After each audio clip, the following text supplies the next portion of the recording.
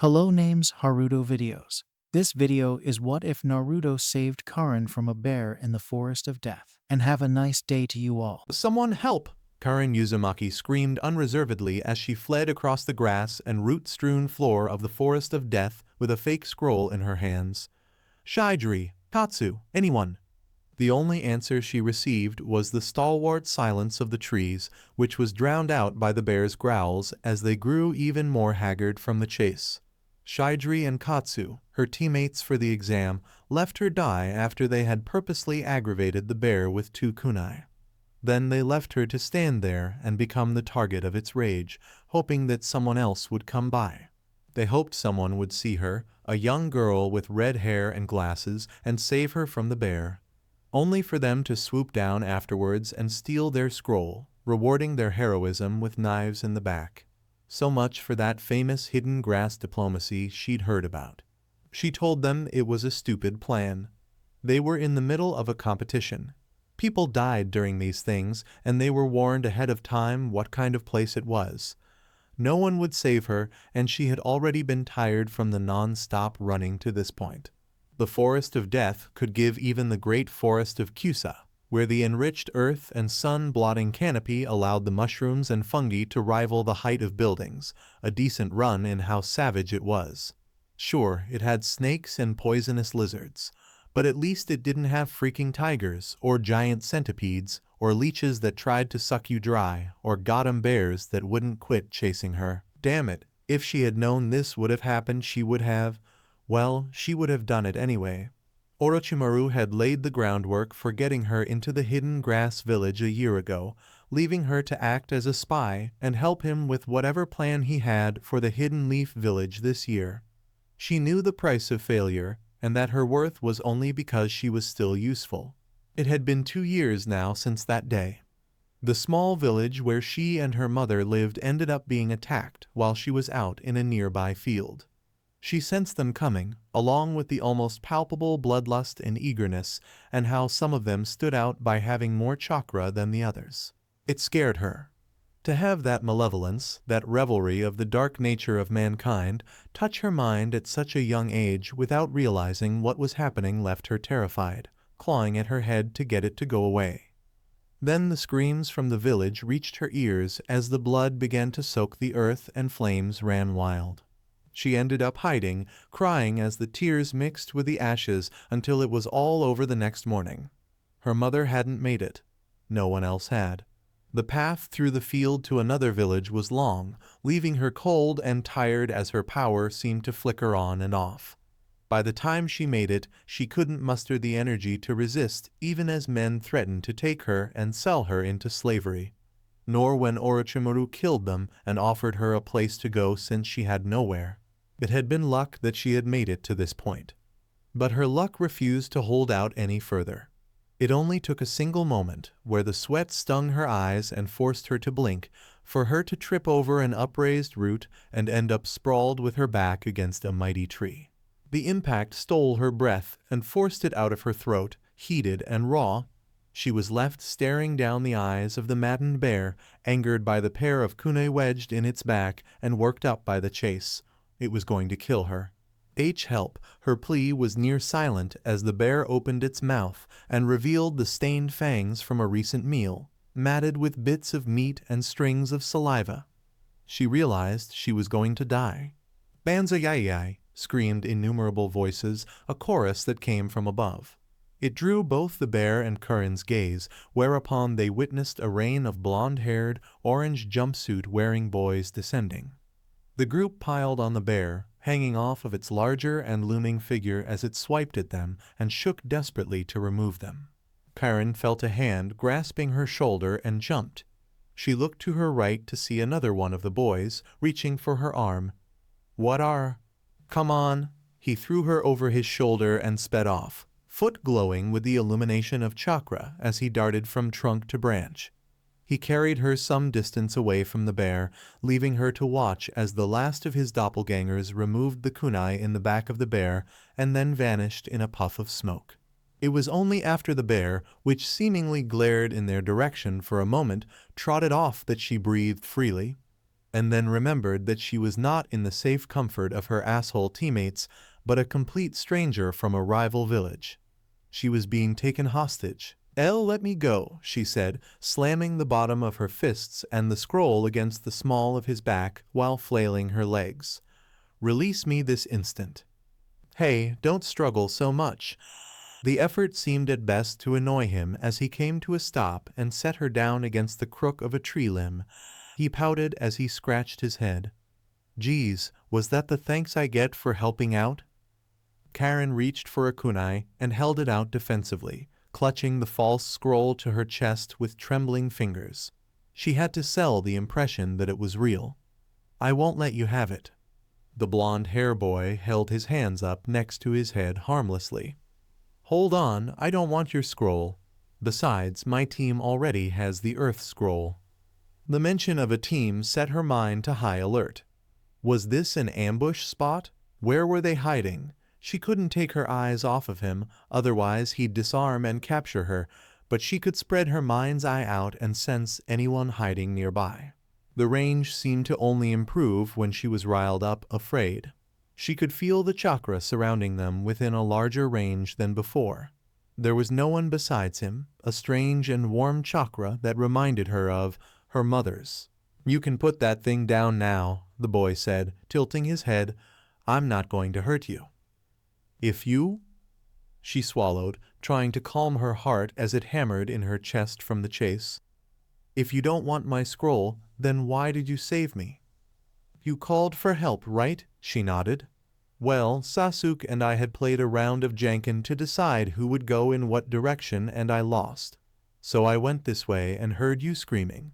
When I saw that the bear was going to get you, I called up a bunch of shadow clones to drop down while I went down the side of the tree and around to where you were. He demonstrated by making a hand seal, and she felt his chakra split in half. It literally split in half as another one of him came into existence, virtually identical in terms of chakra amount and type. Had she not been in front of him, she would have no clue which was the real one. He dispersed the clone, the chakra immediately retuning to him. Anyway, you're okay now, Karin, she told him, naturally still wary of the situation. Why was he being so good-natured? Could he not see her headband was different than his? Oh, that's a pretty name, he said, grinning and pointing a thumb to himself. I'm Naruto Uzumaki. Her head seemed to become cloudy and hazed at the mention. That name was her clan's name, but that should have been impossible. Why? Karin stiffened when she felt two familiar chakra signatures approaching, Shijiri and Katsu. Of course they'd pop up now, of all times. They'd no doubt try to jump him, and while she didn't know how the fight would go since he could clone himself, she didn't want him to lose. If they managed to beat him, they'd probably take him and his scroll as leverage against other teams to get what they wanted. She was fairly sure he was slow on the uptake, a good-hearted rube if anything, but, yeah, she couldn't let him get caught by those jerks. Even if they had better odds that way, she just wouldn't be responsible for that, especially if he was who he said he was. It wasn't like she even cared about passing the exams anyway. Leave. He blinked. Huh? Get out of here. She held her kunai up and stepped towards him. Go back to your team, now. Okay. He did as he was told, jumping from the tree limb they were on to another in the distance. He looked back towards her a final time before departing for good, disappearing in a body flicker. She felt him heading in the opposite direction until he was outside her range. Karin breathed easier, even as the two older boys landed less than 10 seconds later. She wheeled around and faced them. Where were you two when that bear was attacking me? Sticking to the plan, Katsu said, unashamed. Worst case, we'd have gotten you out. Bullshit. She threw the fake scroll towards Shijiri, who caught it without blinking. That bear was seconds away from tearing me apart, and you didn't do anything. You bastards left me to die. The plan worked, Shijiri said, or it would have if you managed to stall him for another few seconds. He didn't even have his scroll on him. She crossed her arms. And his team had the same one as ours. Did you even think about that when you came up with this plan? We still could have taken him as leverage. If you thought you could, then you cowards would have tried to get him when all those clones popped up. Don't blame me when I didn't even want to go through with this stupid plan in the first place. Karin jumped and skirted down the trunk of the tree. She didn't want to be around them any longer than she had to, and she got the feeling that it was mutual between them. Besides, she had other things on her mind. That boy said he was an Uzumaki, the same clan as hers. She wanted to know more about that. But first she had to get through this damn forest alive. Zerzenzen. Karin's thoughts about the Uzumaki boy continued until the final day came. They failed the second portion of the exam because they didn't find a heaven scroll in time, but Karin didn't care. Why should she when they didn't care about her enough to refrain from using her as bait? Those two had already left, mentioning how they would let their jounin know she didn't play along. Karin decided to wait there until she saw Kabuto arriving at the entrance of the underground path back to the village. His own teammates had chosen to remain behind for preliminary matches in the arena and would join once they were settled. She steeled herself and walked up alongside him when there was no one in sight and no cameras. "What is it?" he asked, short and to the point. She struggled to ask him because, quite frankly, Kabuto scared her. He was Orochimaru's right hand for a reason. She'd watched him kill a man with no visible wounds, animate his body, and then sent him on a civilian killing spree to frame a group of shinobi without batting an eyelid once. "Do you have information on a boy who entered the exams, a Naruto Uzumaki he called himself?" He gave her a side glance in idle curiosity before nodding his head once. His hand slipped into his pouch and he pulled out a single card, pouring a trickle of chakra into it to activate the ink and data stored within it. There. She held the card with both of her hands, finding them trembling as she read the data. He was about a year or so younger than her, but that really was his name. And now that she thought about it, didn't that orange jumpsuit have their clan symbol on it? Why was his hair blonde then? Maybe he was half-blooded and the traits of his not Uzumaki parent became dominant. The card listed him an orphan though. Did he lose his parents like she did? She had so many questions and yet no answers. But that was fine. She could find him in the village now that she had felt his chakra. Given how quick he was to talk, he would probably be willing to talk to her about being from the same clan despite being from different villages. "Get ready to move once you get back to the village," Kabuto told her, breaking her line of thought. Figures. The dead members of the hidden grass that Orochimaru replaced were found and word will have been sent. The village will be recalling all their shinobi since none of them made it to the finals. You'll head back to the 17th base once you cross the border and await further orders. So she was being recalled. It made sense, though it would put a damper on her plans. "What about the 3 I came with?" "They'll be taken care of along the way." He adjusted his glasses, shifting the glare of light off of them. "I have a corpse that'll pass as you as well. 3 dead genin and a jounin in the wake of the Chunin exams won't draw too much attention." She wished she could say that the death of her teammates and leader would bother her, but she couldn't. There was no attachment. Not to them or the village. There wouldn't be much of a point when she was there as an infiltrator in the first place. The fact that they were jerks only softened it further. But if she was heading back to the base and faking her death, she wouldn't see that boy again. A possible link to her clan was right in front of her, and if she left it would be gone forever. Karin couldn't just let that slide. She trailed off when he looked her in the eyes. It took a deep breath to muster her courage. "Is it possible I can stay in the village for reconnaissance or another assignment?" "That's not in the plan," he said, plucking the card from her hands and holding it up to the light. "But I'll contact him and see what his opinion is on the matter. My own cover wasn't blown, so who knows what we could do between now and the plan's fruition." That was probably the best response she could hope for as he walked ahead. Zarzanzin. Karin was awoken in the middle of the night by the feeling of scales scraping against her bare legs in her room in the inn. She pulled back the covers and found a white snake there, maybe 3 feet in length. The only reason she didn't scream was because her sensory power kicked in the moment she was woken, and picked up traces of Orochimaru's chakra composing it. The snake coiled up and then stuck its head high, flicking its black tongue that contrasted the pale scales. Its eyes found hers, and a voice followed as it opened its mouth. "He has approved your request, child." Karin sat up properly, tucking her bare legs beneath her and placing her glasses on her face before resting her hands on her knees. "He has?" The snake bobbed its head once. "That Uzumaki boy is the Jinchuriki of this village. He houses within him the 9-tailed fox. It should be said that he has an interest in retrieving him." "Is that right?" She had a basic understanding what a Jinchuriki was. After all, she and Kabuto had been given clear orders to avoid that Gaara boy from Suna like the plague, and she damn well knew why considering what she felt from him. But Naruto was different. Even though she was still growing adept at using her power, he seemed to teem with yang chakra, vitality and life. He was like a warm sun onto himself, just like her mother was before she died. That meant the seal holding it in must have been superior to the other boys.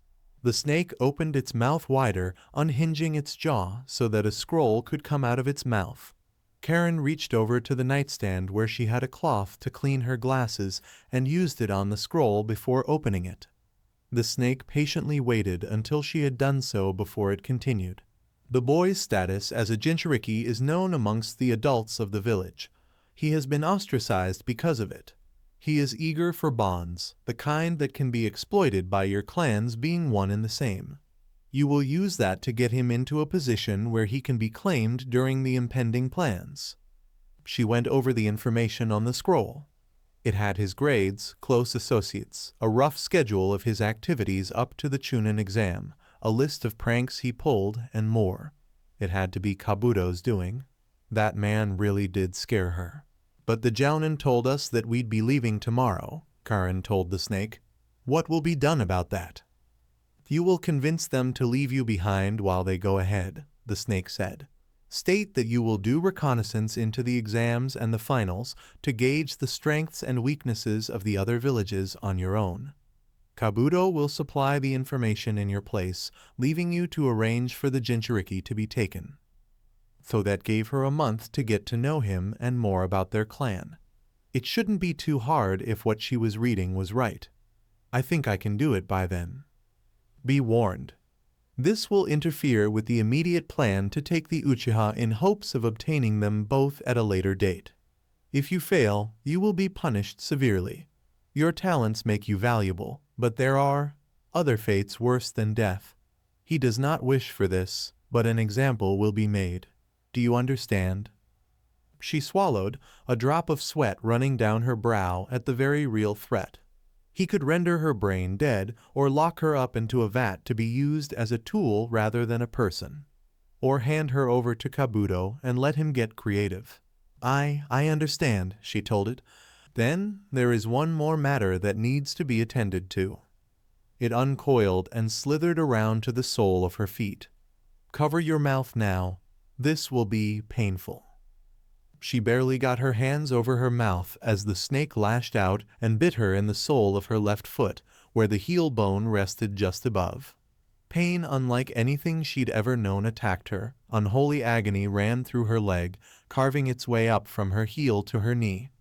The scream that wanted nothing more that to come out remained muffled by the mattress and sheets as she collapsed with tears in her eyes onto the bed, only able to endure the agony while the snake impassively watched on as the seal formed of poison and blood etched itself onto her. Karin had been marked. Karin's legs still felt sore when morning came. The snake had disappeared sometime after she had passed out. Her team had left her behind without much trouble, not even an hour ago, heading back to their village. The Jounin had made it clear that she was responsible for her own actions, and if caught, they would claim she was acting of her own accord and leave her to her fate. She already knew that, of course. From this point on, she would have no contact with them or Orochimaru to avoid suspicion on any level. Kabuto would handle the reports being sent to the hidden grass and would only contact her on his own accord or Orochimaru's orders, meaning she was on her own for all intents and purposes. Now she walked down the streets of the Hidden Leaf while dressed in a pair of shorts, sandals, and a long-sleeved red shirt.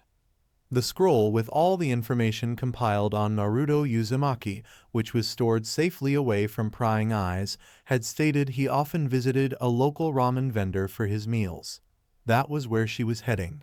It would be the best place to tell him about them being born of the same clan.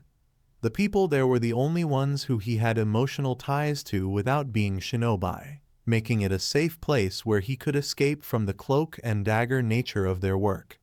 It was a place where the revelation would have the most impact. The smell of ramen broth coming from the opposite end of an alley told her she was close. It also caused a pang of hunger to bubble up in her stomach. She hadn't eaten since last night, and it was well after noon at this point.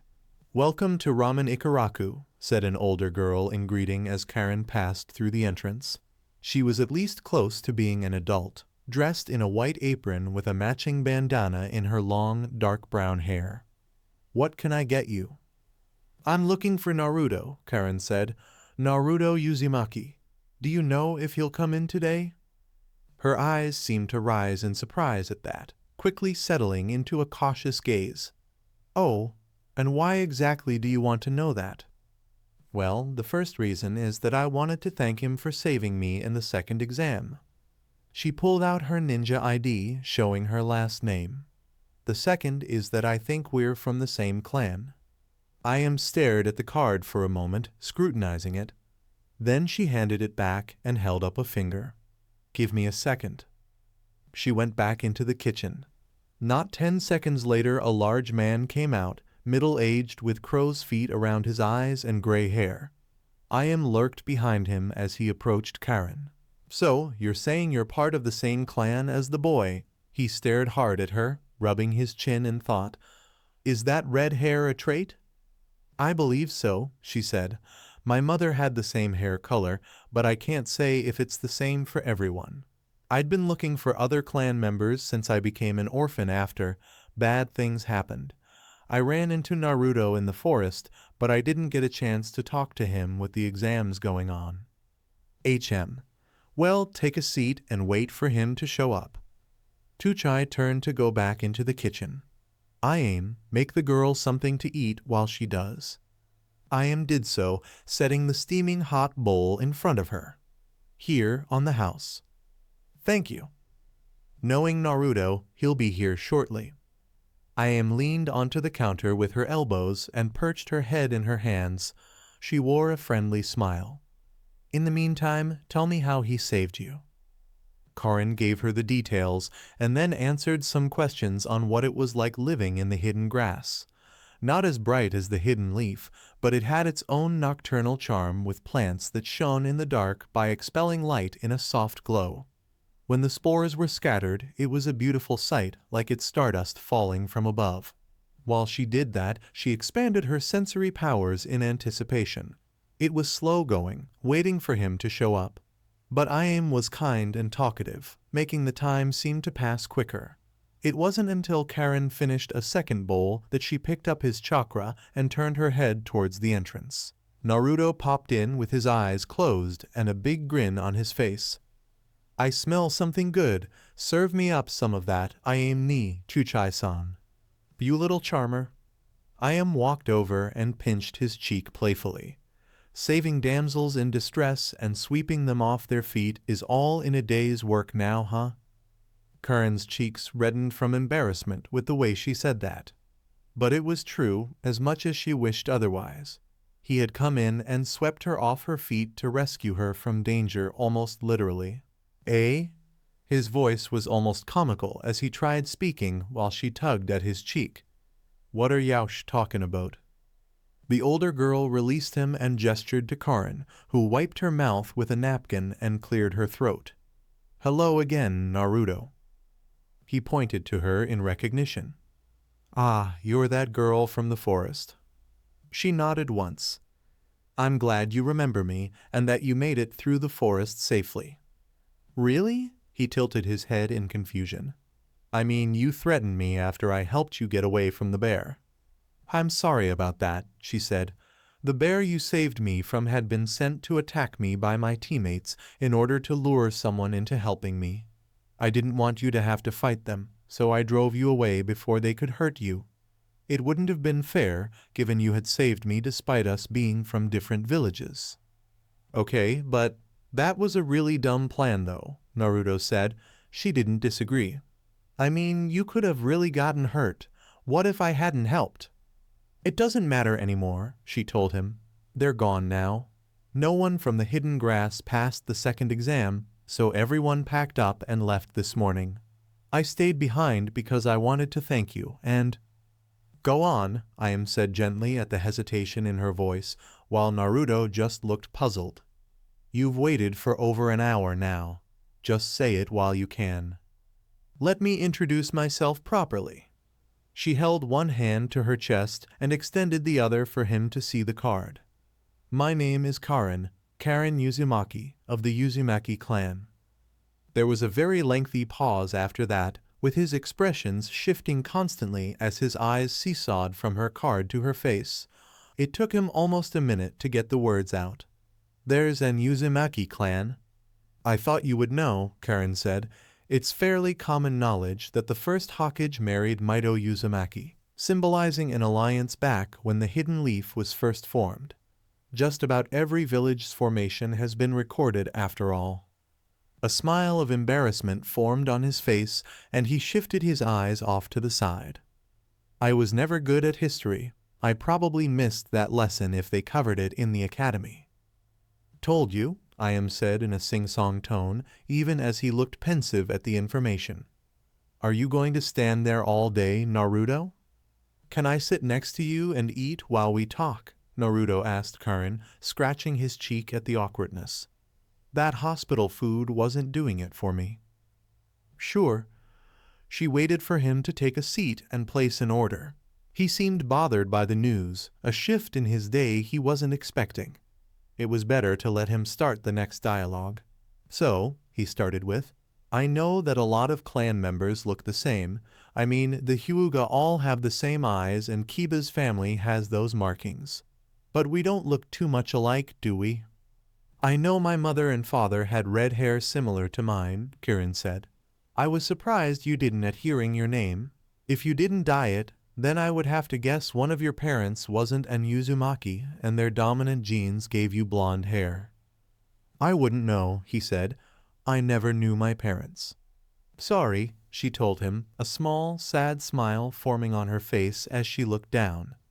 I know what it's like to be an orphan myself. My father was gone before I was born, and my mother died during an attack on the small village we lived in a few years ago. I'm sorry for your loss, Naruto told her. When you told me your last name, I didn't know what to think. Her fingers grew restless and entwined themselves in her hair. It was surprising how easily the words came out. They weren't false or an act, but how she truly felt. I wanted to speak with you, to meet you outside the forest and talk about, well, anything. I thought since the Hidden Leaf and our home village were close, you'd know more. She reached up and traced the embossed spiral symbol of the Hidden Leaf on his headband. Mother told me that the Uzumaki clan had been scattered, at least those that survived. She told me that the spiral, like on your back and your village's emblem, is the symbol of the hidden whirlpool, a sign of how close the villages were before it fell. Naruto looked upset now, staring down into his ramen that reflected his eyes. I didn't even know that much. You must think I really should have, if that was the case. Not at all. Karin kept her voice gentle. While it was true she wished he did know more, that was no reason to have him beat himself up about it. How could I blame someone who wasn't even born during that time for not knowing anything? Besides, you saved me. I can't thank you enough for that. You're welcome. He rubbed the back of his head nervously. Then his face scrunched up before settling into a smile. Now that I think about it, I bet the old man would know more about this stuff. He knows just about everything. Karin opened her mouth to ask who that was, but another voice beat her to it. I'll be sure to ask him that after I tell him about how you disobeyed orders, Naruto. Oh, Naruto said, almost whimpering. Karin could hear him gulp before he turned his head glacially in fear.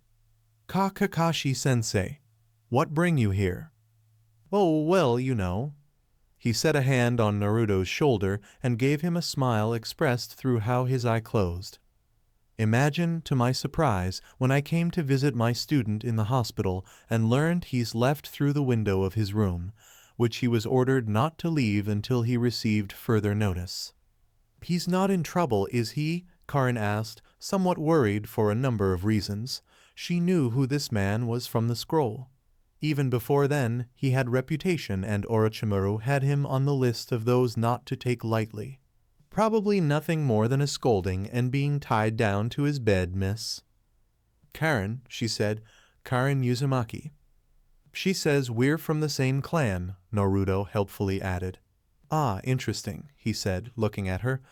But that's a matter for a later time. You'll be here for a while, yes? Until the end of the Chunin exams, Karin admitted, looking at Naruto. She couldn't stop him from being dragged back. I'm staying at the Petalfall Inn. I'll come visit you in the hospital if you're willing to put me on the visitors list. No need, Kakashi said, before Naruto could get his own words out, lifting the genin out of his seat and onto his shoulder. It was exactly like how Naruto had done her. He'll be released tomorrow and no doubt here, dining on the delicious, delicious ramen they sell. My compliments to both you and your father, I am Chan. The older girl blushed. Tea, thanks. Wait, my ramen. Naruto's words were cut off as he and Kakashi vanished in a textbook perfect body flicker. Even as Karin extended her range, she could feel that he was already outside of it. The man was fast. Naruto's a sweet boy, but not really a conversationalist when you catch him off guard, Ayam told her as she took his bowl and packed it into a box. I'll go deliver this to his room at the hospital. Do you want me to tell him anything? Karin bit the inside of her lip as she tried to think of what to say. Tell him I'll see him tomorrow around the same time. You got it. Ayam gave her a wink and then left out with the box while it was still warm. Karin gave her thanks to the chef and promised to come again before leaving, deep in thought about everything. She didn't expect to find Kakashi in her room when she got back, leaning against a wall near the window. That, honestly, shouldn't have been a surprise. Naruto was too valuable to their village as the Jinchuriki for anything less. You've gone through my things, haven't you? Karin asked. It was the first thing they taught you to do when rooting out spies and finding hidden caches. Of course, Kakashi said without shame. He had no need to hide what he'd done. He lived in this village, she was a guest. No offense, but you are a kunoichi from another village. Even if the hidden grass isn't hostile, precautions should be taken especially in light of what transpired during the exams. She was fairly sure he meant those dead genin from her village that Orochimaru had replaced. I'm not allowed to talk about that, even if you know. I have no idea what you're referring to, he lied, doing the same. Plausible deniability was a wonderful thing. But on the matter of Naruto, you understand we're wary about someone with clan ties suddenly appearing after he's slated to head to the finals. Are you here to tell me I can't see him again? Far be it for me to deny him the chance to bond with a long-lost clan member. He stood straight off the wall now. I'm just informing you that you will be watched as a target of interest. If at any point you pry into secrets that you shouldn't, you'll be detained as a spy. You know the standard conduct expected when it comes to extended stays in foreign villages, correct? I understand, she told him. I'll be good. He nodded his head once in acceptance. I'll take my leave then. Then he leapt out the window. Her sensory power caught him walking around to the side of the building into the alley and then disappearing. It must have been a shadow clone. Karin sighed. She was grateful that the seal on her foot also served as a storage seal for Naruto's information. That would have been execution-worthy. She spent a few minutes looking around to see if he left behind any sort of bug, more out of habit than necessity. It wouldn't be hard for someone experienced to have the room watched without her noticing visually. Her mind's eye was a different story, allowing her to sense the Anbu officer that lurked just outside her room now. And she planned to keep that a secret for that very reason. The original Kakashi, sitting the Hokage's office, received the information from his clone right about then. The warning has been delivered. No signs of anything in her room to suggest she's a spy. Good, Sir Tobai said, tapping his pipe as he stood at the window and looked out at the village. I would have hated to have to tell Naruto that she was a spy after he just learned about his clan. That will already be enough of an unpleasant conversation tomorrow. So, is she a Spitfire like Kushina? Asked the third person in the room, Jiraiya. The Toad Sage had been ordered to return the moment they noticed Orochimaru's presence, and he'd done so quickly and dutifully through judicious use of the ability to be reverse summoned. Not at a glance, Kakashi said. Then again, hidden grass shinobi were always hard to read. They're diplomatic in their roots after all, at least with us. Priorities, gentlemen, Saratobi said. Orochimaru has gone to ground and I doubt we'll find him. I have nearly the entirety of Anbu searching for him, but in the meantime we need to deal with those seals he placed on Naruto and Sasuke Uchiha. I'll take care of that seal he placed on Naruto the moment I'm out of here, Jiraiya told him. From the sound of it, it was the 5-pronged seal that's messing with his chakra flow. Fixing that won't take 5 minutes, but he'll need a day or so for the flow to readjust. As for the Uchiha boy, the seal Kakashi placed was the best we could do right now. If I had the chance to investigate it through an autopsy, I might be able to do something, but until then he'll have to manage. Next is the Chunin exams. The Hokage turned towards his desk and extinguished the contents of his pipe. Kakashi, you train the Uchiha so he doesn't get killed. You have the Sharingan and can help him. Understood, Kakashi stated. But what of my other 2 students? Miss Haruno can make do by mingling and learning from her peers or her parents. My priority at the moment is the 2 boys that Orochimaru targeted. Speaking of Naruto, Jiraiya, you came in undetected, correct? Jiraiya nodded. Good. Disguise yourself and prepare to train him. I'll leave how to your discretion. As an afterthought, he added, no gathering inspiration either, it's too much of a giveaway to your presence. He sighed, but agreed. Understood. That just leaves me then. He took a deep breath, no doubt feeling his ears if Kakashi had to guess. I'll make arrangements to have my schedule cleared for an hour or so to talk to Naruto about his mother and her clan. Let's hope he's ready to hear it. Karin made her way once more to the Ramen Ikaraku, where Naruto should be waiting for her. She was fairly sure that her cover hadn't been blown. Otherwise, the Anbu stationed outside her room wouldn't have been content to remain there while she slept. Under that assumption, imagine her surprise when she entered the restaurant to find Naruto glaring and grumbling heatedly at an Anbu officer sitting there. It was a woman with purple hair and a porcelain mask that resembled a cat with 3 stripes. Karin froze in place, wondering if she had been made after all, and they were just waiting to get her here for some reason. It was illogical, given how much quicker and easier snatching her from her room would have been, and she knew it. But knowing how unlikely it was didn't ease her doubts. The fear activated her mind's eye on instinct to find there were a few other signatures around her, one being really strong. Like as strong as Orochimaru, more or less, that was less comforting than she liked. It was only because Naruto greeted her warmly that she didn't run away. Karin-chan, you're here. Her eyes darted between him and the Anbu officer. Naruto, what's going on? He pointed at the woman petulantly. This lady showed up and told me that I had to answer a bunch of questions and stuff before she would let me stay. The Anbu officer paid him no mind and instead turned to Karin. You're not armed, are you? She quickly shook her head. No, I'm a guest in a non-hostile village. I thought it would be inappropriate to walk around armed. In a worst-case scenario, I could simply call for help. The woman seemed to take that for what it was and rose to her feet. Make any abrupt movements, and I will take the appropriate action to restrain you, understand? Karin nodded. Yes, ma'am. She did a gesture, some sort of code that was picked up by one of the signatures. Even with the walls in the way, one of those Hyuga people in their ranks then? Could they see the seal on her foot? No, she figured. Orochimaru was many things, but careless wasn't one of them from what she knew. It shouldn't have a noticeable chakra signature or really draw any attention. Not as long as she kept her socks on and didn't try to hide it as anything important if it came up. A few seconds later, the larger signature moved towards them and spoke when just outside the restaurant booth. Really? Was that necessary? Naruto and the Ikaraku staff perked up at the aged voice. They recognized it. Naruto practically beamed with a smile that stretched wide as he called out, "Hey, old man, what's the big idea with the scary masked lady?"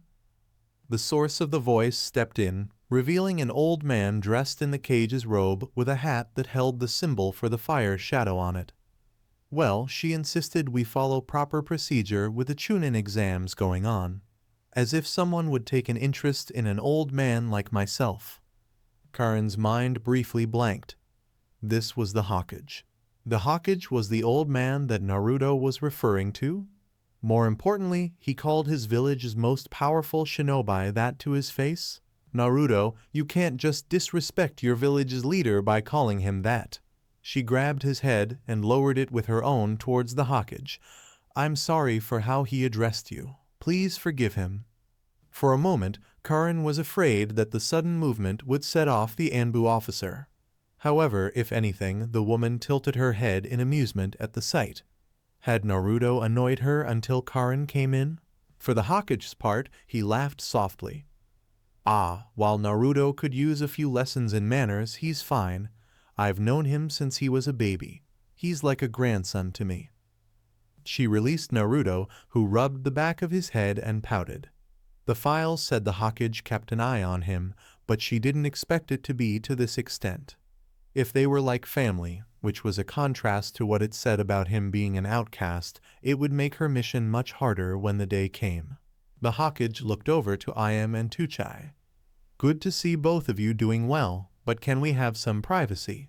The matters we're about to discuss are somewhat private and involves their clan. They complied and darted to the back of the shop. Karin felt one of the Anbu move into a position to intercept them should they try and listen in. She doubted they would though, given how he addressed them as though they were familiar too. Should I leave? Karin asked. She was interested. In fact, it was the main reason she made contact with Naruto to begin with. But didn't want to offend the most powerful person in the village. Curiosity was deadly when it came to shinobi. The decision is Naruto's, he said, taking a seat. It has been brought to my attention that you have stirred his interest in learning about your clan, but I am here for Naruto's sake, and some of the information may be private. Letting him have the agency is his right. She didn't even have to ask before Naruto spoke up on his own accord. Yeah, let her listen. If we're from the same clan, then she should know whatever it is. Thank you, Karin said earnestly, which got a smile out of him. So be it. The older man then looked down to Naruto and frowned a bit, the wrinkles on his face shifting as he did so. Now, I'll be honest. What I'm going to tell you isn't a happy story, which is why I've put this off for as long as I have. And I will be keeping the identity of your father a secret. He was a shinobi who dealt with high-profile missions, and you know the rules when it comes to A and S rank secrets. Naruto's interest was piqued. He nodded. Don't ask question, don't say anything, basically. I know. But if we can't talk about him, then does that. Karin didn't blame him for trailing off. He had been an orphan and likely hadn't thought much about it. It was easier that way sometimes.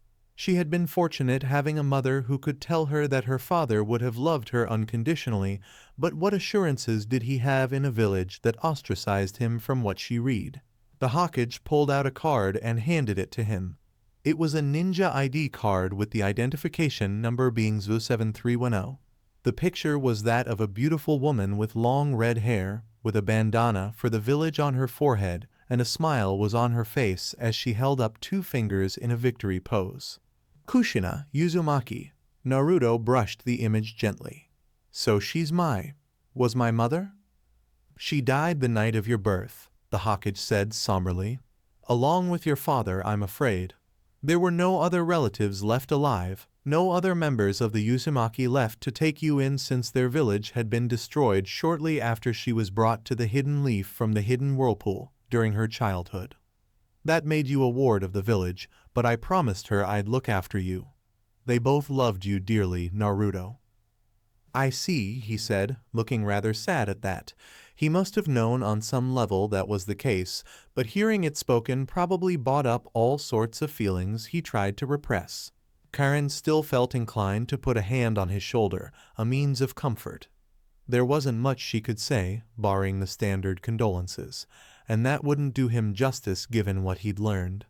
She knew that she didn't feel any better when others gave them to her when she mentioned her mother's death.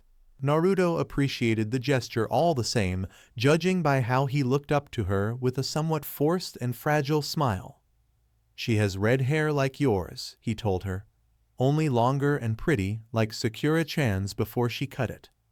Karin felt a pang of something at the mention of his teammate. A copy of their team photo had been in the scroll, attached for reference with a minor outline of Kabuto's understanding of their group dynamic.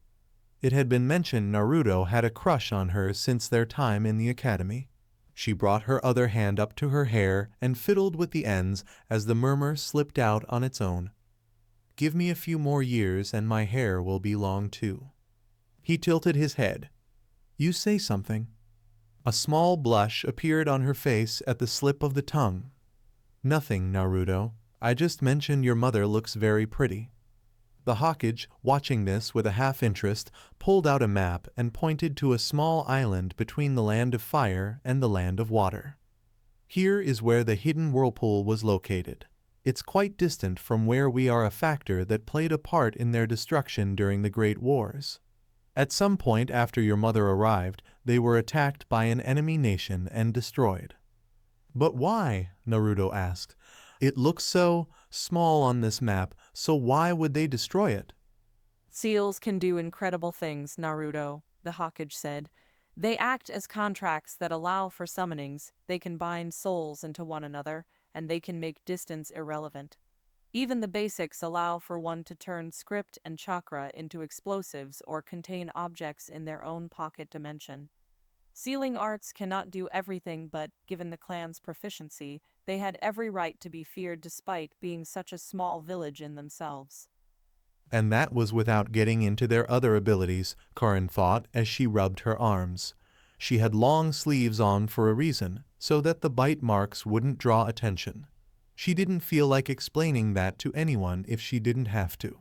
Sadly, he continued, this was actually a common practice during those terrible times. Clans with unique bloodlines or artifacts would give the enemy an advantage. If given a chance, the soundest tactic was to either subsume them or eliminate them. That is often why such clans congregate into the larger villages like those found here for their own protection. Karin hesitated when she drew their attention by speaking. Have you seen it since then? What's left? He nodded. We were fighting our own battles then, but I did. Like I said, they tore the village down thoroughly. It had been hollowed out, plundered of whatever valuables it had, and remains were everywhere. To see such a long-time ally of our village in such a state was disheartening. We laid all that we could find to rest in a mass grave before returning to our village, only able to keep their memory alive with the spiral within our village's emblem. Even then, time has robbed most of that memory. Karin couldn't help but feel a weight in her heart, tears slowly forming at the news. She was no different than Naruto when it came to his mother. She knew logically that it had happened, and should have been prepared, but it still hurt listening to it from someone who had been there. This time Naruto laid a hand on her shoulder, offering her some comfort in the same manner she had done him. It surprised her at first. Not many people had touched her soothingly after her mother's death. She touched his hand, wrapping her fingers around it and squeezing softly. The Hokage allowed it, a moment of silence until she calmed herself. This is why I was waiting until you were older, Naruto. I didn't want to tell you that you belonged to a clan that had been robbed of everything. There is no land to give you, no legacy, but what is in history books, nothing but ruins of your scattered clan. So it was just luck that I ran into Karin-chan then? To be frank, I was surprised when I heard that Miss Uzumaki here contacted you, he said. Karin figured that meant he didn't personally oversee all of the applicants for the Chunin exams then. Some mid-level paper pusher was responsible, if not a group of them given the sheer number. Besides your mother, the last time I received a report about a suspected full-blooded Uzumaki had been during Hanzo's reign in the Hidden Rain, and he had been killed by the man himself from what my student told me. Even if there were others, it was likely they were sold on the black market and lost to the world, Karin added. They both looked at her. It almost happened to me after the village I was raised in had been razed by bandits and I went to another. 2 slavers recognized my hair and planned on selling me. I managed to get away somehow and joined grass sometime afterwards. You were fortunate. The Hokage looked to a clock on the wall and then to Naruto. My time is growing short, I'm afraid. I'll have to leave soon. But before I do, what were you planning to do for the finals, Naruto? Oh, that. Naruto crossed his arms and scrunched up his face in thought. I was just going to punch that Neji guy in the face until he stopped moving. Why? Karin gave him a doubtful look. Aren't Hyuga supposed to be really good at close combat? I don't know the specifics, but they do something to your chakra if they so much as touch you. I saw what he did to Hinata-chan in the preliminary, Naruto said, but I swore on her blood that I would get revenge. I won't back down. I'll ask Kakashi-sensei for training. I'm afraid he'll likely be busy training your teammate, the Hokage said, rising to his feet. He's the only one left who can help him with his eyes. However, I've arranged for you to have a personal tutor named Gamma. He'll contact you soon for training, so don't skip his lessons. The thought of receiving a personal trainer seemed to make Naruto grin as brightly as he had when the Hokage first arrived. Thanks, old man. I knew you'd look out for me. Karin rose to her feet and bowed in gratitude. Thank you for telling me all of this as well. It meant a lot to me. The Hokage smiled. Thank Naruto. I'm glad he found you, and I hope you two get along for the duration of your stay in the village. He could use someone else cheering for him in the finals, since I'm supposed to be unbiased. Of course, she told him.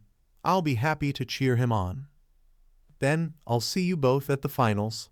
Farewell until then. The Hokage departed with that said, the hidden Anbu doing the same as they trailed him back to his tower in absolute stealth. That left them alone until the owner of the Ikaraku and his daughter came back in. The pair, perhaps seeing their faces in light of the new information, set to making them both a bowl of ramen to lighten the mood. You really going to cheer me on? He asked as a steaming bowl was set in front of him by Ayam, who proceeded to run her hand over his hair like an older sibling would a younger one. Why wouldn't I? Karin asked. I'd be happy to see my fellow clansmen become a Chunin. I'll even help you if I can. I'm not much of a fighter, and what I can do is limited because I'm not a member of your village, but I'm fairly good at chakra control and planning things. At the very least, I can help you study up on strategies and tactics. He seemed happy at that, but there was still a sense of lingering somberness hanging over them as they finished and said their goodbyes to the kind pair that ran Ikaraku. Naruto came to a stop when they reached the end of the block and turned to her. Can we pick up on this tomorrow? There's somewhere I want to go since, if my mom was in the service and died that night. She understood, even if he didn't finish. You want to visit the memorial stone, I think they called it here? Naruto nodded. We can meet up at Ikaraku's same time tomorrow. I should have my head a bit more clear by then. Sure, but first let me do this. Karin took a deep breath and gave him a hug, feeling his body tense in her grasp before relaxing. She pulled away and looked him in the eyes. If you ever want to talk about it, let me know. Okay, how did your morning training go today? Karin asked Naruto as they sat next to one another at Ikaraku's. It was afternoon and Naruto had been given a lunch break before he resumed training. Where better to spend his time eating lunch than his favorite restaurant with his new clanswoman? The smell of ramen and sight of white aprons were becoming all too common for Karin after spending the last 4 days visiting to speak with him. Surprisingly, she didn't mind so much. I am made for a decent conversationalist when he wasn't around, and Naruto was often bright enough to warm her up with his cheerfulness. Naruto scratched his cheek, revealing red prayer beads around his wrists. It's a start, I guess. Right now he's testing me on the basics, but in a few days we'll move on to some new stuff. Gamma-sensei's a bit of a pervert, though. You shouldn't call your tutor a pervert, Karin told him. The Hokage picked him out for you, so he has to be some kind of super important jounin. Even if you say that, he fell for my sexy jutsu yesterday. Naruto immediately regretted saying that when both Iam and Karin shot him a look, the latter of whom could easily guess what it was, and the former having warned him about it once before. He abruptly added, I was just doing it to test if my chakra was working fine. Something happened in the forest that made it all wonky until it was fixed in the hospital, but I was told not to push it until now. Iam let slip out skeptically. She clearly didn't buy it. Don't let me hear you did it again. Yes, ma'am. Naruto chuckled nervously at her disapproving glare. Once she looked away, he sighed deeply and turned back to Karin. But yeah, that's about it for now. He did give me these, though. When he held up the prayer beads around his wrists, she prodded them with her fingers, but didn't find anything off about them. He gave you beads? It's a sealing technique, he explained. Her interest was immediately piqued. Gamma-sensei did a sealing technique that made them heavy when I'm in training to improve my body condition for the match. They change colors depending on if I'm in training or not. That's a surprise, she said. I didn't know they could do that. It's like the old man said, seals can do incredible things. Naruto looked pensive as he trailed off. I learned a bit more from Kakashi-sensei about my mom. She was supposed to have been good at seals too, despite being a lot like me. It made me wonder what I could have learned if she were here now, and... Karin felt a tug in her chest at how his voice dropped. It was still a sensitive issue, one that she knew perfectly well considering her own mother's death. She set a hand down on his knee in solace and changed the topic. Don't you have a shinobi library in the village? Naruto blinked. I think so. Sakura-chan might have mentioned it once or twice since she likes books. Why? If it's anything like the one in Grass, then it should have a library of different techniques and history books. You're only a genin, so your access will be limited, but you should be able to check out a couple of basic technique scrolls on sealing arts. His brows seemed to knit at the thought. I thought I was done with books and scrolls when I graduated from the academy, but I guess I can try. Do you want to come with me? Karin shook her head, giving him a sad smile. I can't. I'm not a native kunoichi to this village. There are regulations in place for that sort of thing, and I'm not here on a mission that would require access. Oh, right. I had forgotten. It's just that it's nice having someone to really talk to, so I didn't remember. Karin couldn't help but think the sheepish smile he gave her was sort of cute. Not that she told him. Instead, she made small talk, just some harmless questions to keep him entertained and learn a bit more about him until it was time for him to resume his training. She let him go with a promise to see him tomorrow and then talked a bit more with Iam before heading back to the Petal Fall Inn. The Anbu officers were still following her and remained stationed to watch her, but at this point she treated them as part of the background. She did nothing to give away who she was affiliated with. Nor did she give any indication she was a censor who could detect them through the hiding with camouflage technique they seemed so fond of, to the point she had picked up their rotation patterns already. However, Karin did stir when she felt Naruto entering her range several hours later. He was on the lower floor, at the service desk. She closed her book and left her room. grabbing the half-full bucket of ice on her way out. That would make it seem like she was going to get a refill as she made her way down to the lounge and stumbled across him. "Naruto?" she said, feigning surprise.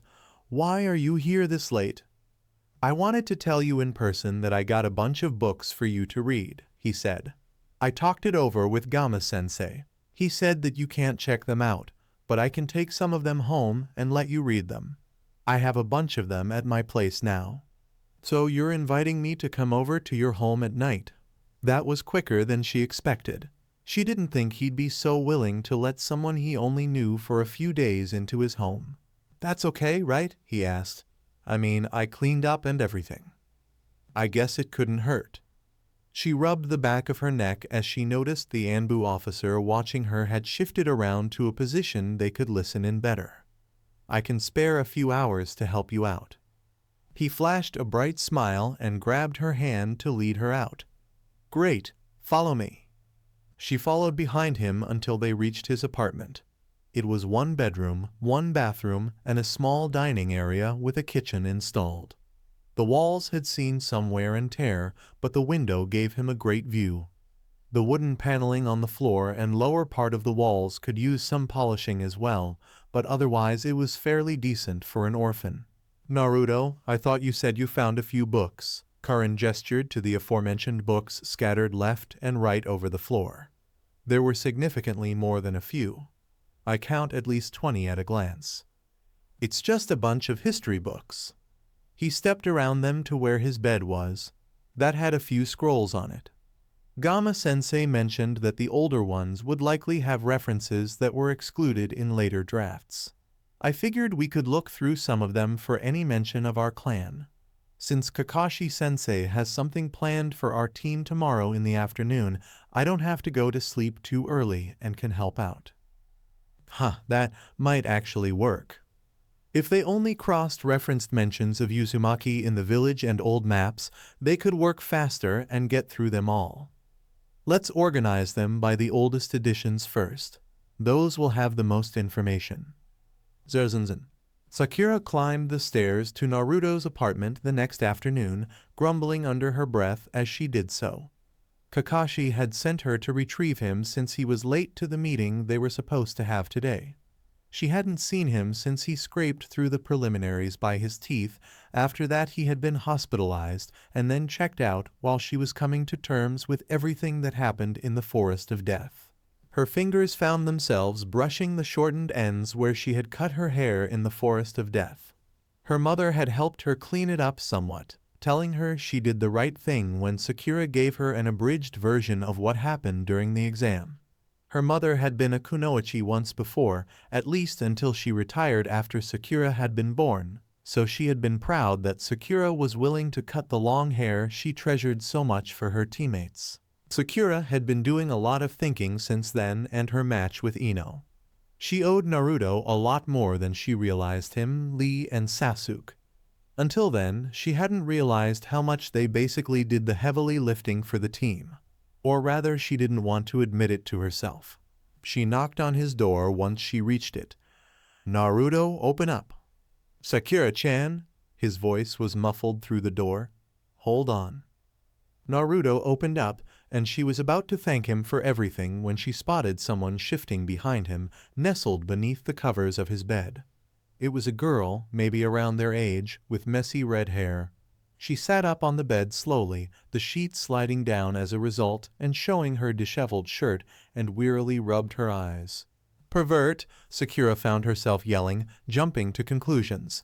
Her fist smacked him hard and sent him flying into the wall.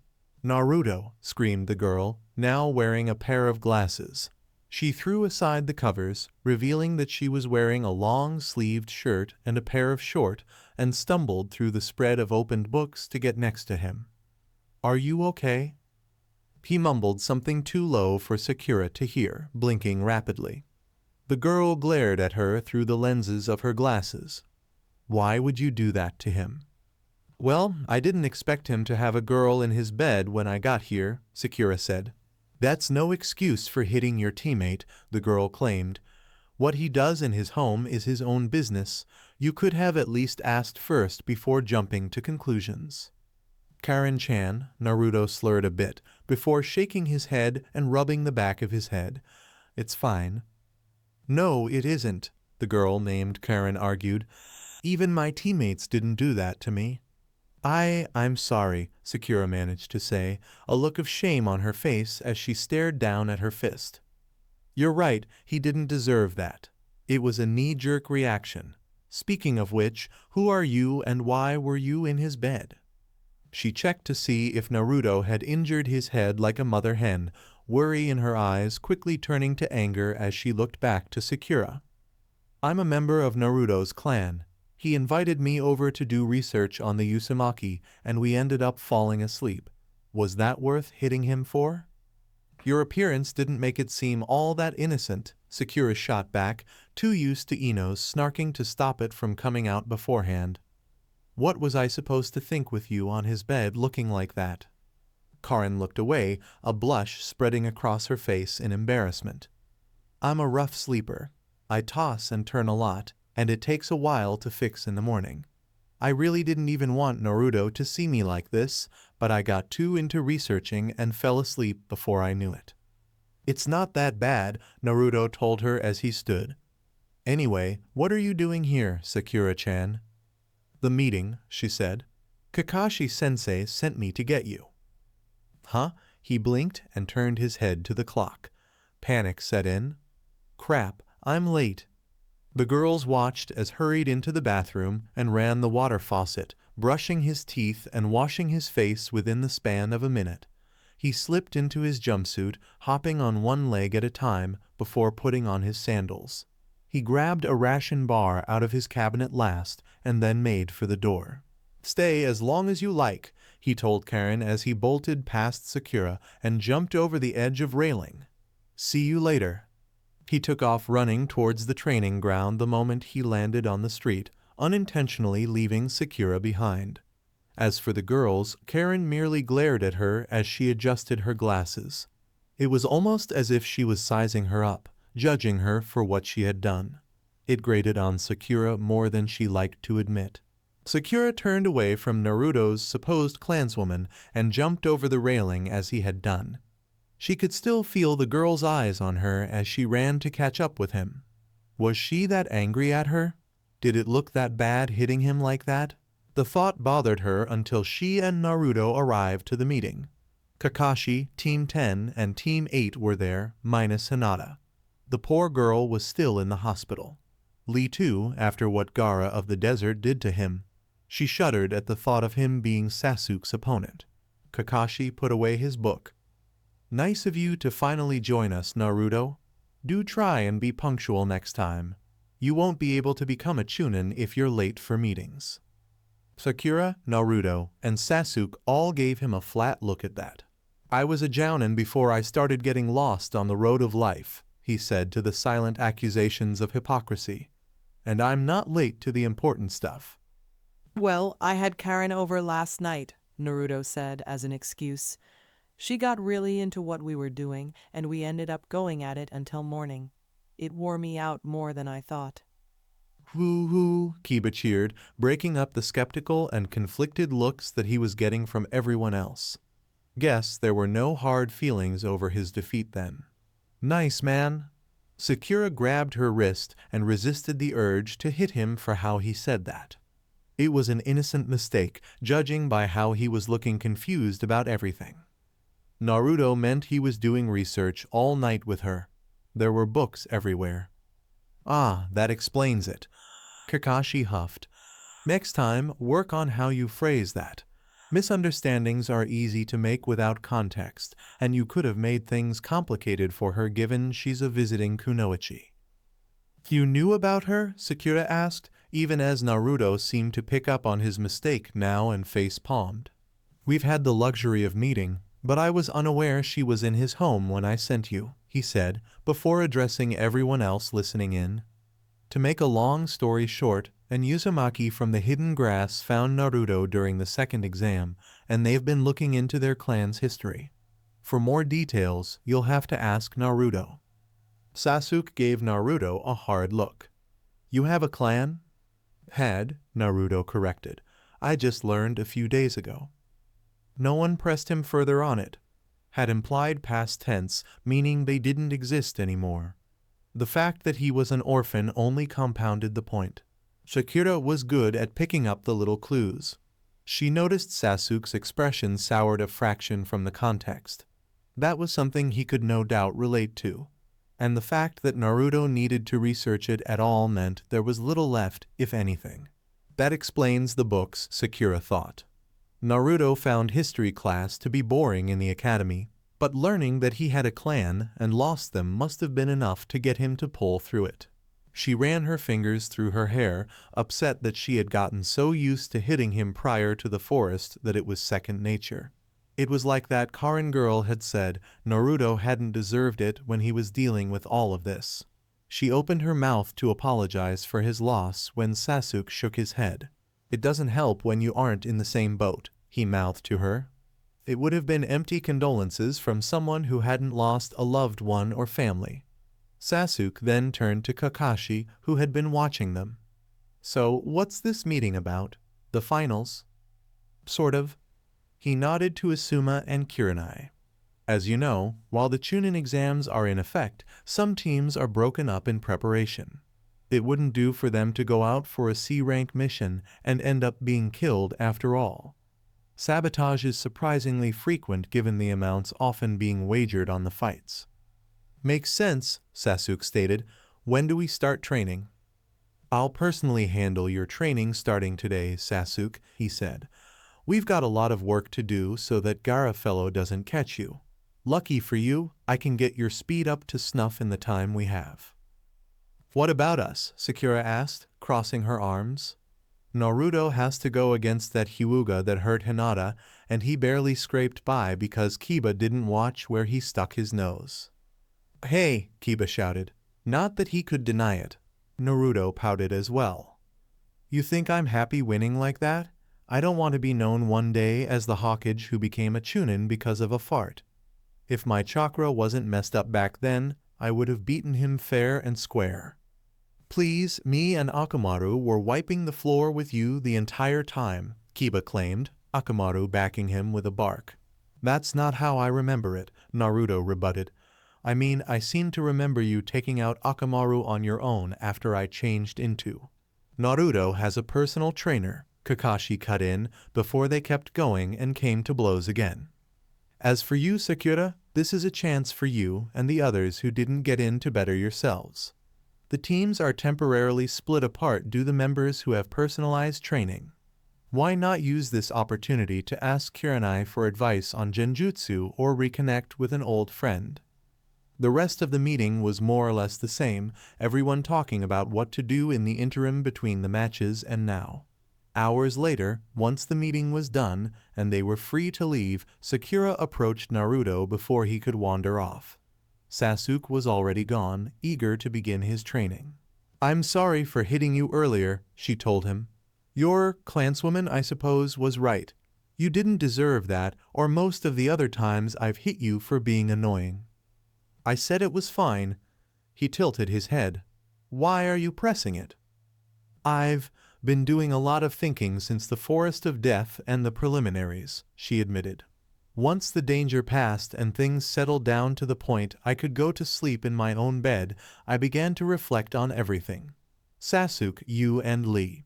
I treated you all wrong in different ways, but you were all willing to fight and die for me. If I don't make an effort to change, then it means I'd be disrespecting that. Naruto seemed to grasp what she was saying. She wanted to make a change to better herself, so that she never had to watch from the sidelines as her comrades fought and died for her. He nodded his head and smiled. Okay then, apology accepted. Sakura motioned towards the village proper. I'm going to visit Lee in the hospital. Would you like to come with me to see Hinata too? He grinned. Yeah, I should tell her about how I'm going to wipe the floor with her cousin. Hold up, Kiba called, Shino by his side. We're coming too. The more the merrier. The four of them then departed to see their hospitalized friends, hoping to cheer them up before they threw themselves into their training for the finals. Welcome home, Karin told Naruto as he walked through his door later that evening. How was your day? I went to visit a friend in the hospital after the meeting. He wrinkled his nose as he caught the scent in the air and his stomach gurgled. Did you stay the entire day to cook? You don't mind, do you? She asked. I thought that, since I made you late, I would make you a meal while finishing some research. I can pay you back for the ingredients tomorrow. Don't worry about it, he said, slipping out of his sandals by the door. It's just that I don't think a girl's ever cooked something for me besides I am knee. It smells great. Wash your hands and face while I set a place at the table for you. As he went into the bathroom to do so, the sound of the water pouring out of the faucet reaching her ears, Karin gave it a final taste test. It was passable, but not the best it could be. Naruto didn't have all the spices that she would have liked, but he did have enough of the base ingredients for her to work with. Naruto emerged from the bathroom without his orange suit, instead wearing a pair of loose pants and his black shirt as he sat at the table. His eyes shimmered as she sat the plate down in front of him, showing some kind of stew on rice that had a mouth-watering scent. He used a spoon to scoop up some and took a bite into the hot meal. His back tensed as the flavors played on his taste buds. This is pretty good. You're a great cook, Karin-chan. She chuckled slightly at the compliment, smiling as she brushed her hair. It's nothing, just something I learned to make growing up. Her expression sobered a bit as she readied her own plate. Will your friend in the hospital be okay? She seemed better when we visited her, but the doctor and her sensei said that she won't be leaving for a while because of the injury she got in the preliminaries. Naruto's grip on his spoon tightened. I'm going to pound her cousin for that. Karin didn't know enough about the situation to comment, so she just sat down across from him to eat at the small table with her own plate. Even with the quiet, she found it nice to be able to just enjoy his company. Naruto was genuinely warm to her, not like her teammates in grass or the cold intrigue that Orochimaru had with her. When they were done, Naruto childishly patted his stomach with a grin on his face. That hit the spot. You'd make a great housewife with cooking like that. I don't see myself retiring so easily to remain at home, but your compliment is accepted. Karin picked up one of the books that had been spread open to reveal an old map of Hidden Leaf's territory. She pointed to a spot on it that had shrine written on it. I found this shrine related to the Uzumaki a few hours ago. He squinted at the icon. It's pretty far from the village, right on the outskirts. Do you want to go check it out? I would, but it wouldn't do for me to leave out on my own, she told him. I was wondering if you could ask your tutor to be our guide. No problem, he said. Thanks. She rinsed the plates off and organized the scattered books around his home. It wouldn't do to leave a mess for him to clean up when she had been his guest. Afterwards, she slipped her combat sandals over her sock-laden feet and stood at the door. I'll see you tomorrow then. Eh? You're leaving? I spent the entire night here by mistake, so if I don't get back it could raise questions. She opened the door and the cool evening breeze rustled her hair. Remember to put the leftovers away when you're done for the night. The rest can be used for lunch. I'll walk you back, Naruto offered, rising out of his chair and slipping on his own combat sandals. She welcomed the company on her journey back. They took off the next day. Naruto went to Gama the first thing in the morning and told him about Karin's suggestion. He agreed to it and told him to get Karin to come with them, stating that they may as well go together. Now all three of them, no Anbu in the range of her mind's eye, were heading there by weaving through the dense trees that made up the forests surrounding the Hidden Leaf village. Naruto turned his head around towards Karin, who was trailing after them. Do you want us to slow down? I'm okay, Naruto. She touched one foot on the tree limb gingerly and then pushed off, leaping further than before with precise control to end up next to him. Her smile carried a sense of assurance. Remember, I'm a kunoichi, so I'm used to traveling quickly like this. I just don't in the village because I don't want to cause any problems while I'm visiting. Don't get your hopes up on finding anything spectacular, Gama warned from a tree ahead. He wore a standard set of clothes and a pair of dark glasses. If it still remains, the building will likely be in ruins. I honestly expected it to be somewhat like that. She adjusted her glasses. After all, most of the maps made after the one I found didn't have it marked. It had to have been neglected for decades at least. However, there may be something left inside. Despite her words, even she came up short when they finally arrived at the site. The building was a wooden temple, decrepit as even the broad pillars holding the entrance up gave way, leaving the top that bore the clan's symbol to lean in exhaustion after so many years. Truly a somber sight if there ever was one. Karin pressed her lips thin and stepped forward almost absent-mindedly, slowly climbing the stairs with Naruto and his tutor following as she walked under the slouching doors, perpetually left open. It was dark inside, patches of sunlight filtering in through the breaks and gaps in the ceiling. Roaches, along with other insects and small vermin, skittered about at the presence of the three intruders. The only thing that hadn't been battered by age, insects, and harsh weather was the podium at the center that housed a number of masks divided into 3 rows. "Why are these masks here?" Naruto asked. "Maybe it was a storage temple for them?" Gamma held his chin in thought before setting his other hand out, stopping Naruto from getting ahead of him. "Don't step closer until I've checked to make sure it's clear." "He's right," she added. "The mask and podium are untouched, despite how the rest of the temple is. That's not natural, something has to be preserving them. Given the clan's skill at sealing arts, it's a safe bet that's the cause." The Jounin began making hand seals. "I'm going to use a technique to scan for any seals. It's not perfect, but most will show up." Karin looked down at her feet as he finished the hand seals and a wave passed over them. Her cursed seal of subjugation didn't react, but Naruto held his stomach and muttered something about it feeling tingly. She briefly wondered if that technique had exposed his Jinchuriki seal beneath his clothes, but she didn't pay it much mind when she noticed that 9 of the masks were shuddering. "Are they supposed to do that?" Naruto asked as the masks fell from the podium. "I'm going with no, Naruto," Karin answered as she took a step back towards the exit. Rather than hit the ground, the masks loitered in the air. Some kind of fluid or material seeped from the inside of the masks. They began to take form: a tortoise, a dragon, a snake, a bird, a tiger, a priestess, a reaper, and 2 sages, becoming 9 creatures adorned with the masks as their faces. "Trespassers of hallowed Uzumaki grounds," whispered a chorus of voices devoid of any emotion. "You have defiled this place with your presence."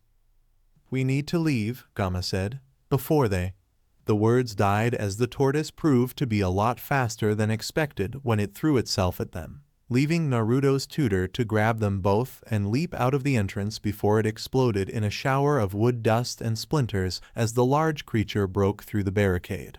The others broke through the dust and came after the shinobi, with the agile bird decorated with plumage cutting off their escape route with the priestess on its back. She used her ribbons as whips and lashed out at them, forcing Gamma to turn so that they didn't get hit.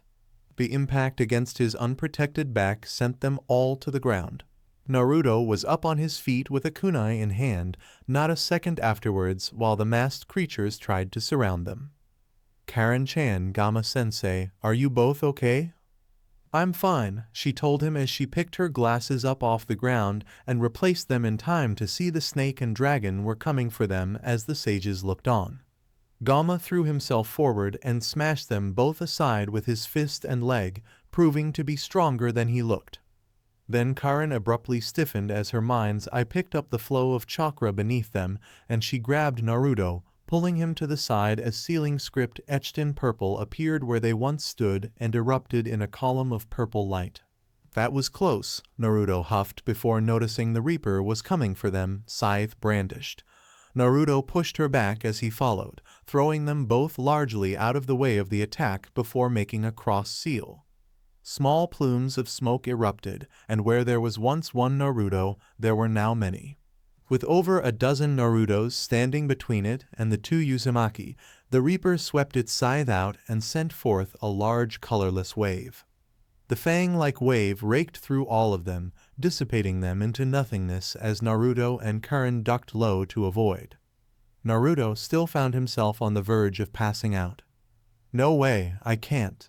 Naruto, what's wrong? She asked, catching him before he could collapse onto the ground. Her mind's eye noticed that his reserves were nearly bottomed out. He'd lost most of his chakra in an instant. All of the chakra I sent into the clones are gone, Naruto said, sounding exhausted.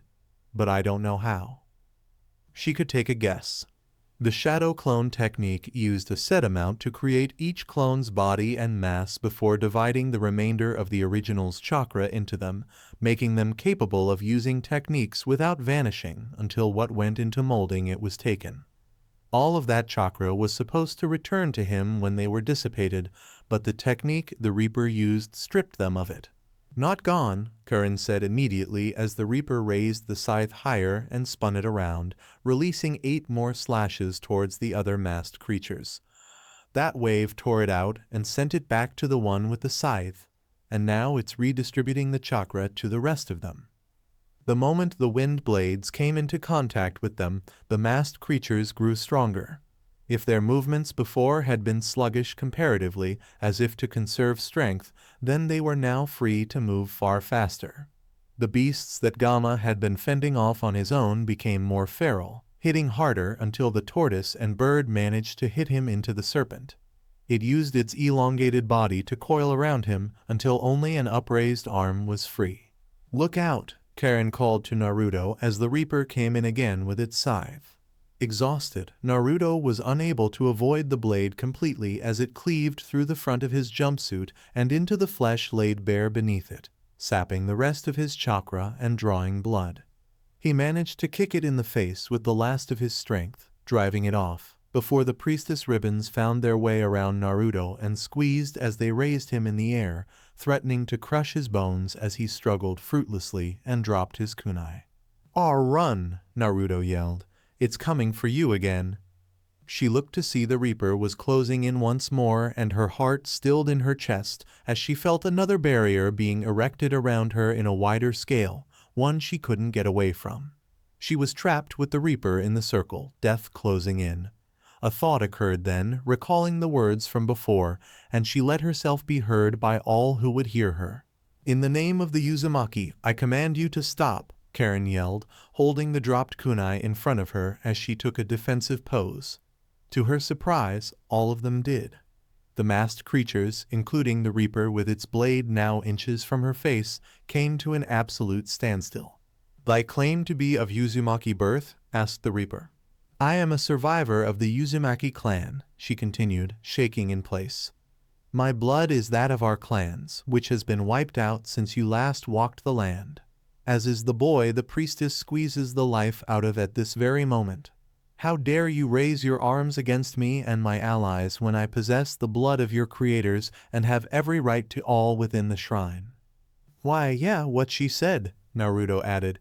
"You should be listening to us, not attacking us." "Submit proof of blood," the Reaper ordered, holding the blade forward. Karin immediately slid her finger on the tip and felt a tinge of her chakra being absorbed by it. The Reaper withdrew his blade. "Your blood is that of the oldest blood. Your claim is valid." "Then harm us no further and return to your slumber," Karin ordered. The creatures acquiesced to the order and vanished, their forms retreating into the masks that clattered onto the ground. The beautiful, almost gossamer thin ribbons that had bound Naruto disappeared, and he fell onto the ground with a yelp, clutching his wound afterwards.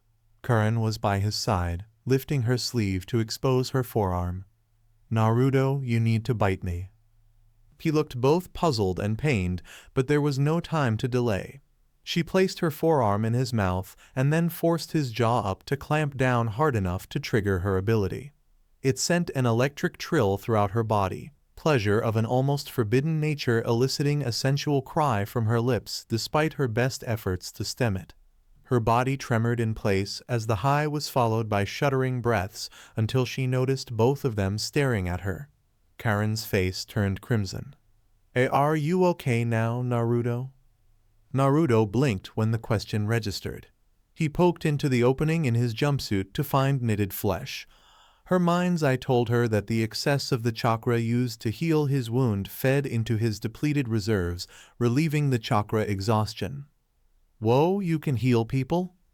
Karin was still red in the face as she sat on her knees and nodded, refusing to meet his eyes. She lifted her sleeve slowly to show a few other bite marks on her skin. Mother said that our clansmen and clanswomen are often long-lived, and sometimes that manifests in different ways. Mine is that, when people bite me, it transfers my yang chakra into their bodies and heals them. Interesting, Gama said, even as he scribbled something down on a notebook. I can understand why you'd keep it a secret, for more reasons than one. Good thing we were alone here. Naruto seemed to recall the expression and sound she made at that moment, considering he blushed himself. Then he looked down at where his teeth were impressed upon her skin. That sobered him. Will that go away? She lowered her sleeve. The marks don't heal. It's not something I like showing others or letting them know I can do it at all. But you got hurt because of me. I wouldn't have been able to stand doing nothing and watching you die for it. How did you know they would listen to you? Asked the Jounin as he picked up a mask and turned it around in his hands. He then looked back to where the others laid, and the temple that looked even more battered with the entrance now a gaping hole. I didn't, Karin claimed. I gambled on the fact that they could talk meant they had intelligence, and that they were guarding an Uzumaki shrine meant they'd listen to me. It was all pure luck. Right, well, I'll need to report this. He created his own shadow clone and handed over the mask and a few tags before he turned back to the kids. My clone will set up a couple of barrier tags and stay behind to watch it while we go back. I'll tell the Hawkage about this place and he'll send some people to guard it and figure out what to do next. I'm going to have to leave the village, aren't I? Karin asked, looking down. I wanted to follow a lead, but I nearly got you all killed. Relax. The Jounin set a comforting hand on her shoulder. You did good finding this place, and you acted quickly enough to avoid any serious injuries. You found a small piece of your clan's legacy that had been lost until now, even if it turned out to be more than expected, and you showed something you wanted to keep hidden in order to save Naruto. You didn't do anything wrong, if anything. The Hawkage might have people comb over the old documents and records to see if other places like this are still around after the finals are done. Naruto nodded his head in agreement. And if the old man does try to kick you out, I'll march into his office and tell him otherwise. Promise. Karin doubted he could do that, but the fact that he would try brought a smile to her face. She pushed her hair behind her ears and told them, "Thank you, both of you." Later that day, in the Hawkage's office, Gama gave his report to Sarutobi. The Hawkage was pensive as he listened until the end, taking these new developments into mind. Once the report was finished, he reached for his pipe and took a puff before softly exhaling a stream of smoke. Were they really that difficult to handle? He asked. These constructs bound to the masks? You told me not to expose myself, and 9 to 1 while protecting the kids would have given me away, Jiraiya said. I was getting ready to pull a substitution with the Naruto using a clone and would have gotten serious when she called them off, but they weren't stupid. They were fighting smart and on limited chakra at best, at least before Naruto got drained. Sarutobi exhaled a ring of smoke. Well, what's done is done. The masks and scrolls found in the hollowed-out podium have been confiscated and will merit some investigation before we decide what to do with them. As for Miss Uzumaki, I find it fascinating that she would possess such an ability. The disguised Sannin nodded in agreement. Yang chakra is that which interacts best with physical energy and the body. Kushina manifested them as chains that could suppress chakra, but in her case it seems the surplus is offloaded into whoever bites her to restore them. Princess would have loved that. Has there been no word from her? No, I'm afraid not. Sarutobi sighed. I have Anbu tracking her down as we speak, but I doubt they'll find her before the finals. We'll simply have to be ready without her aid, but afterwards, I suspect we'll have to force her back. He didn't argue against the point. He hoped it didn't come to that, but she was still a kunoichi of the village. If the Hokage made the summons official, Sannin or not, she would be forced back even if Jiraiya had to bring her himself. It may be time for you to assist Naruto in accessing the fox's chakra. Sarutobi settled back in his chair. It would be useful should he find himself in such a pinch again. I'll leave the details to you, but warn him not to mention it to Miss Uzumaki. As you wish, Sensei. Rock Lee slept silently as Sakura replaced the flowers in the vase on the cabinet next to him. The sedative the nurses gave him for the pain in his arm and leg had done its work. He had tried to put on a brave face through it, but she could tell it was bothering him, and was glad he looked peaceful now. See you again, Lee, Sakura whispered before rising from her seat beneath the window that filled the room with warm sunlight. She left the room, closing the door behind her. It clicked shut softly and left her on the other side, out in the corridor of the hospital and under the artificial lights. She sighed as she meandered towards the exit. Sakura hated seeing Lee like that, unable to do more for him after he risked his life to save her in the forest. Naruto and Sasuke had at least gotten through it without any permanent injuries, but considering how long Lee had been here, her head perked up when she noticed the door to Hinata's room was being opened. Out stepped Shino, who gave her a short nod. Hinata wishes to see you. She opened her mouth to ask how she knew that she was there, but then remembered Hinata's bloodline. It would be able to peer past most of the walls easily. Okay. Sakura entered the room when Shino stepped aside and found that Kiba was also there, with Akamaru perched on his head. The small puppy barked happily at her. As for Hinata, she was sitting up in her bed with a sheet covering her lower body. There was an apologetic smile on her face. I'm sorry for calling for you when you were about to leave, Haruno-san. You can call me by my first name, Hinata.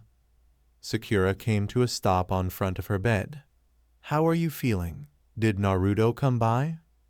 I feel much better now, and Naruto-kun brought this delicious stew to share with me, she said, blushing. Sakura got the feeling that there was more to it. Knowing him, he probably ended up doing something a couple would without realizing it, like spoon-feeding her. Hinata extended her hand with a card in it. He left this behind when he came for his lunch break. If you don't mind, could you return it to him? Sakura picked up the card and turned it around to see the name Kushina Uzumaki on it. Considering the number and issue date, it was over a decade old. This must be his mother's card. Hinata nodded. He showed it to me while telling me about his clan. She looks a lot like that Karin girl he's been hanging around with. She noticed Hinata shift a bit at that. Did he tell you about her? He did. It's good that he has someone who will spend time with him while everyone is busy, Hinata claimed, looking down. Her fingers clenched her bed sheet. Naruto-kun sounds like he's having fun with her, and he's happy to have someone he can call family. I'm glad for him. Sakura couldn't help but wonder if she was truly happy about it. She obviously had a crush on the brave doofus, and back when she and Ino were fighting over Sasuke, this sort of thing would have drove her up the wall.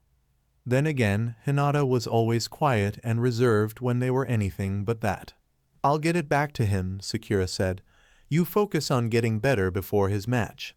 He'll want you there to cheer him on as well. Hinata's expression became a bit more crestfallen at that. I really don't want them to fight or hurt each other. Neji-san he's not a bad person. Like hell he isn't, Kiba abruptly yelled, causing her to flinch. Don't defend what he did, Hinata. Hinata curled up, trembling as she brought her knees to her chest, wrapping her arms around them. He's just, when I was younger, things happened and his father died because of me. He has every reason to be angry at me. Kiba's answer to that was about the same as before. Bullshit, that doesn't make it right. If Naruto doesn't kick his ass, I'll jump him in the street outside after the matches are over if I have to. Indeed, Shino agreed in a placid tone of voice, slightly adjusting his shades. Regardless of his past, you did not warrant such hostility. He must be made to answer. Should Naruto not prevail, then I will see to it myself, to ensure that he does not get away with it. They were both protective of her in their own way, just like Naruto and Sasuke had been for Sakura at times. Because of that, Sakura could understand what she was feeling now by watching her gaze fall down to her lap. That feeling of self-loathing from needing them to defend you because you weren't able to help yourself was something that she knew all too well. "Don't worry," Sakura told her gently, setting a hand on her shoulder. "Things will work out." They were just words, but they seemed to put her at ease. Sakura left out hoping that she wouldn't be made a liar as she went back to Naruto's place. It was the most likely place to find him since she didn't know where he was training at, and she could just slip the card under his door if he wasn't there. Karin wasn't exactly thrilled to see Naruto's pink-haired teammate standing at the bottom of the stairs leading to his apartment when she arrived. In her hands were two very large and heavy bags with fresh ingredients for her to cook with. Maybe she had gotten too much considering she was half serious about calling the Anbu officer still watching her down to help. "Is there something you want?" she asked, adjusting her grasp on the bags. "I came to return something Naruto had left behind at the hospital." Sakura stepped forward and reached out for a bag. "Let me help you." Far be it for Karin to argue. She handed the heaviest one over and started climbing the stairs. Sakura followed after her. "This is a lot of food," she noted. "Naruto doesn't have a lot of variety in his refrigerator," Karin said, and she wasn't exactly using most of the money she had left since the in-room was paid up through the exams. When they reached the door, she pulled out Naruto's key. He had loaned it to her, leaving her somewhat worried about how easily he trusted her after only a week.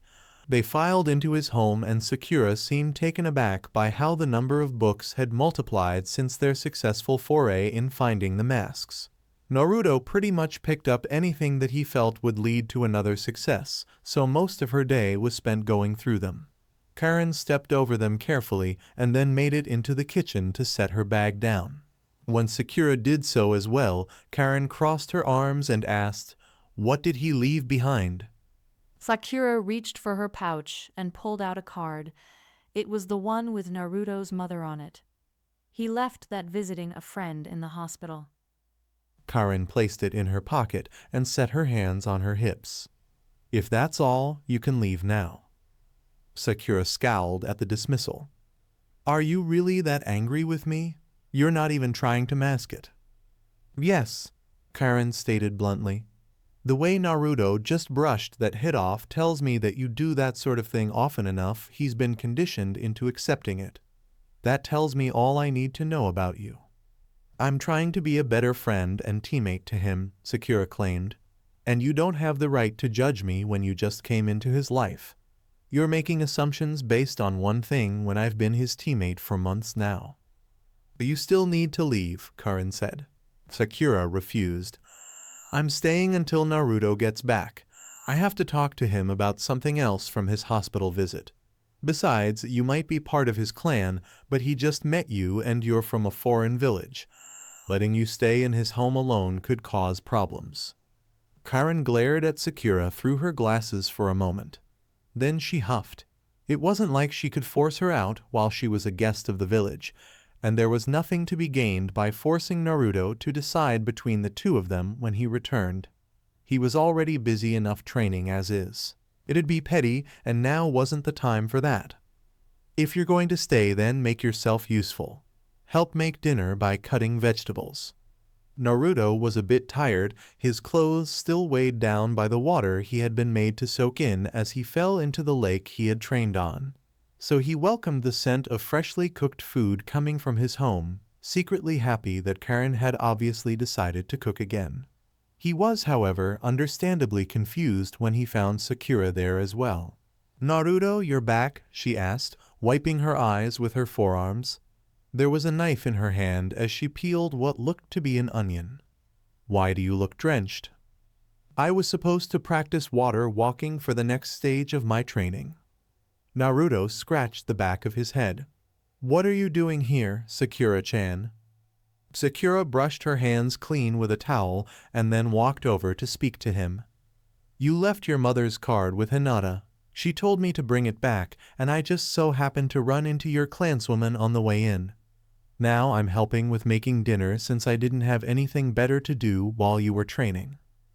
He fished through his pockets in search of the card, surprised at his own carelessness. "I really did leave it." Karin pulled out the card from her pocket. "You should be more careful with the things you care about, Naruto. Don't let them out of your sight." "Yeah, I got it." He took the card back and turned to Sakura with a bright smile on his face. "Thanks for bringing it back to me." "It wasn't a problem," Sakura said. "Didn't you have something else you wanted to talk to him about?" Karin asked in a barbed tone, keeping her eyes on the boiling pot. "That is why you stayed, isn't it?"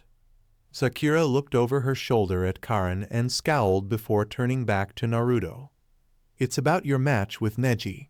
Hinata doesn't want you to hurt him too badly or for you to get hurt." "I can't let what he did slide," Naruto said. "Even if I could, I still want to become a Chunin in order to become Hokage. That means I have to beat him, and I don't think he's going to go down without a fight." Despite his anger when he made the vow on her blood, he was fully aware of how dangerous Neji was. He wasn't underestimating him, but he was intent on beating him. Short of one of them giving up, someone was going to get hurt, and Naruto never gave up. "Naruto, beating him in Chunin exams doesn't guarantee that you'll become one," Sakura pointed out. "Besides, he's a Hyuga. If you get close to him, he can shut you down. You saw what he did to Hinata, and they practice the same style." "I just need to learn some new techniques and I'll cream him," Naruto stated.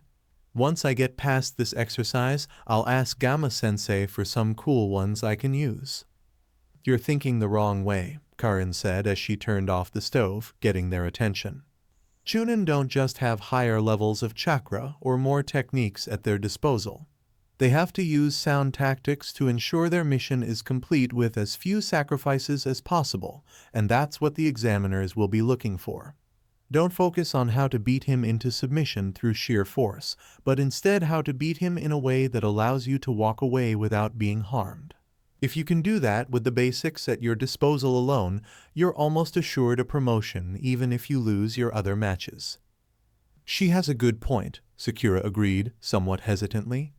"Your basics are called that for a reason, and you probably waste a lot of chakra in performing them because you have so much that you don't bother regulating it. Remember, you still have to get through the other matches too, and you can't do that if you waste all of your chakra fighting him." "You might have a point there," he admitted. "You said you were doing the water walking exercise, right?" Karin waited until he nodded before continuing. "That exercise is good for control, so it's probably why he gave it to you to do. If you can show me a place with a large enough body of water, I'll show you how it's done after we've finished eating. Once that's mastered, we can take time to work on a strategy." "This sounds awesome. But weren't you still searching for stuff on our clan in those books?" he asked. "Can you handle all of that?" "I can probably help with that," Sakura offered. "I'm good at research, and it sounds interesting enough." "That'd be great," Naruto said. "Thanks. For now, change your clothes and wash up for dinner." Karin turned to Sakura. "And you're welcome to stay too. This time I made more than enough." Sakura's eyebrows furrowed in suspicion. "Why the change of heart?" "Mostly pragmatic reasons," she confessed. "You have the same level of access to the library that Naruto does, but from what he's told me during some of our talks, you're better suited to finding books that have more substance than simple history books. Plus, even I have to admit that trying to organize a plan for Naruto's match on top of everything else would be too much for me to do on my own." "At least you're honest," Sakura said. "I think I will join you.